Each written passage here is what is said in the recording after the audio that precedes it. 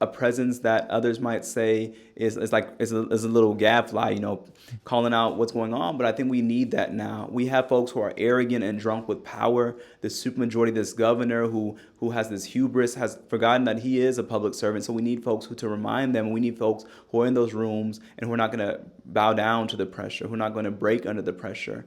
Because they're going to try and break you. And I say this, I'm saying this, how I look now, I'm smiling, but I know that it's going to be hard up there. I know it's going to be rough up there, and I know it's going to be lonely up there. But I know that it's important that we do this and that we continue to keep that fire and that vision and that hope and that love for our people to sustain us, even on the days where it's just me in the committee room and a group of folks who are trying to pass these dangerous bills. That I'm going to continue to speak for what I believe is right, because I know who I'm accountable to. And so as we close, I want to give you a chance to give the listeners and the viewers anything that we didn't cover, we didn't dive into deeply enough, that you want to just kind of speak more to. Whether it's just community in general, whether it's a specific issue, or whether it's just building power and actions and just going to that urgency message. But I want to give you that time and in this space to do that. I think one of the greatest things that I've seen, even in this journey of campaigning, is it's given more confirmation that people are ready for something different. As I've traveled around, we door knocked every day. We're door knocking, going to community meetings. There is this longing. There's this need for folks to say that we know that what's going on is hurting our people. We know that it's not right. We know that it doesn't have to be this way. And so I just hope that collectively we continue to model that. And no matter what happens on August 4th, I will continue to be at that Capitol, because I know that this is an important space for our people to be and to have advocates. And so as I'm going around, what I'm taking with me are stories of people. I'm taking stories of people, mother whose son, was murdered in the Waffle House shooting. Ms. Shondell Brooks and her story, and hearing that testimony. I'm talking the story of people in my district who are refugees, and hearing how they're struggling in the metro school system without having interpreters, without having people who care about their interests or marginalizing their faith. I'm taking the stories of the hotel workers who are struggling to pay their bills and who say that because they're undocumented, they're being treated as with no dignity. These are stories that are really defining this campaign for me and this movement and giving me perspective. I think it's been a beautiful experience to be able to even more so than I had seen, because it's so intensive and so so under pressure to make sure we're door knocking, just the number of people we're talking to and the stories that we're hearing, and even folks who I thought may have said, oh, you're 26, they're saying that no, we believe it's time for a new generation of voices. Because it's your time now. We had our turn. It's your guys' turn, and so I'm grateful for some of those folks who've come to work with us and who are coming to use their positions to push for us. People like Vivian Wilhoit, the assessor of property. People like Karen Johnson, the Register of Deeds. People like Councilmember Zulfas. It is really a coalition of folks. I'm so grateful and honored to know them, and I don't take it lightly. I come on the show, and I just remember that there is something sacred being given, and there's a lot of trust, and I really do not want to let anyone down. And so that's a lot of pressure, because if people are praying for me, they're people are saying, we're going to work for you and put our name out. And I know that there's risk to doing that, because they too will be targeted. And so I just see that, and I honor that, and I think about that every morning I wake up. And you see these baggage under my eyes, so I'm not sleeping. I'm thinking about this, and I'm thinking about these people, and I just really hold that in my heart, and will continue to hold that in all that I do as a state representative for District 52. I want to ask you one more question before we really close, and that's challenges. Right? What do you see being kind of your biggest obstacles or challenges potentially entering to this new role at the House for District 52?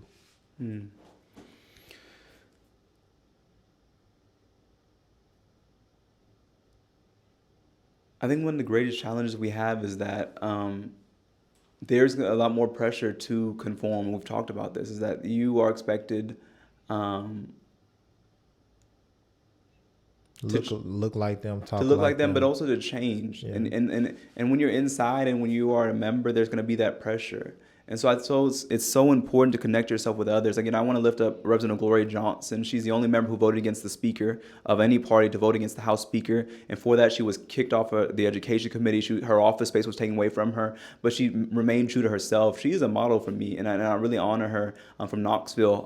And we talk frequently, but I just think, and I said, even if it's just you and me, Gloria, we're going to have the Good Trouble Caucus together. We'll get kicked out together, because we have to do this together. And so, as I see the challenges, I just, how do we be in a place that is a place of violence? I don't say that lightly either, and I want to mark that the Capitol is a site of violence. Mm-hmm. Every day it's violent to take away people's health care. It's violent to keep people in poverty. It's violent to give more funding to THP and for them to surveil our communities and to get militarized equipment. It's violent to make it easier to get guns than it is to vote. It's violent to continue to steal people's wages. Like, this is violence. Mm-hmm. And so we're entering into a space of violence. And so you have to go in there prayerful. You have to go in there with something protecting your own spirit.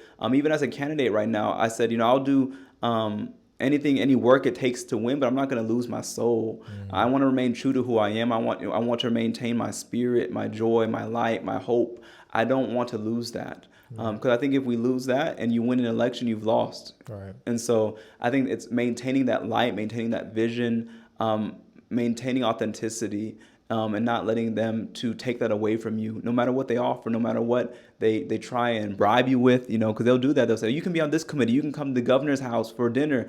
You can keep that, because I'm not here to make friends. I'm here to make change for my district and for my people. And so that's the greatest challenge I face, and that we all face in spaces where we may be the only one, is how do we remain who we are, and keep that light. That is the greatest wisdom I got when I was at Fisk. Is a friend told me, they said, Justin, if the light that is on you is greater than the light that is within you, then that light that's on you will destroy you. You need to have something sustaining you inside of you. For me, it's a prayer life. For me, it's a spirituality. It's my altar, my home. It's my ancestors. It's the divine. It's the creator who I connect myself to. And it is community. It is all these loved ones who I talk to, and these elders who I know that I would not be here in this chair if it wasn't for their prayers and their wisdom. I would not be here in this world if it wasn't for them, and guiding me through nights and cycles where I felt like giving up on everything, Right. I think those things are real, and I say this not lightly, but I say it because I want someone listening to this to know that you're not alone, and that if you struggle with those things and struggle with these doubts and these anxieties, that that's not the end of the story, that there's more, and that there are people who love you, and that we have to just continue to lift each other up. And that if I can do it, you can do it. Because once I get into this seat, I hope it busts down the door for everybody else. Because I'm not just going in for myself. I'm going to hold the door open, right, so other people can enter as well. Right. Well, man, I felt that, man. I appreciate you opening up in that way. And I know the viewers and the listeners had to feel that too. Mm-hmm. Whether they agree with you or not, they felt it. Mm-hmm. Where can people go to support you in your campaign? Mm-hmm. You can check out votejustinjones.com. We have our campaign information on there. You can read our platform. You can donate. You can sign up to volunteer and door knock. And then, would love people's vote. Early voting starts July 15th through July 30th. And then August 4th is Election Day. But I just want them to know, too, that even after this election, you can reach me and you can email info@votejustinjones.com, and I check that along with some of our volunteers. But we'll get that message. We'll be sure to be back in touch because we want to be accessible and communicative with all people. So, Justin, man, I appreciate your time. I appreciate your availability, taking a pause on the campaign, not knocking on doors to come and sit with me, man, and give community a door open to you in this conversation, and where your mind is, where your thought is, where your heart is, where your soul is, mm-hmm, and just who you are, man. So I appreciate you being genuine, being authentic, and being available, man, to talk to me. So thank you, man, and I appreciate this. Appreciate you, brother, and thank you for you creating this platform and for your vision and wisdom and to do this and to tell stories that need to be told. So grateful for you, brother. Nah, man, thank you, man. Again, I'm giving your whole bouquet of flowers right there, because we got, especially as a black man, we got to give them to each other, for sure, while we can still smell them. So, man, thank you, and good luck on the campaign, man, and everything. And regardless what happens, we got to have you back. Appreciate it, brother. Thank you.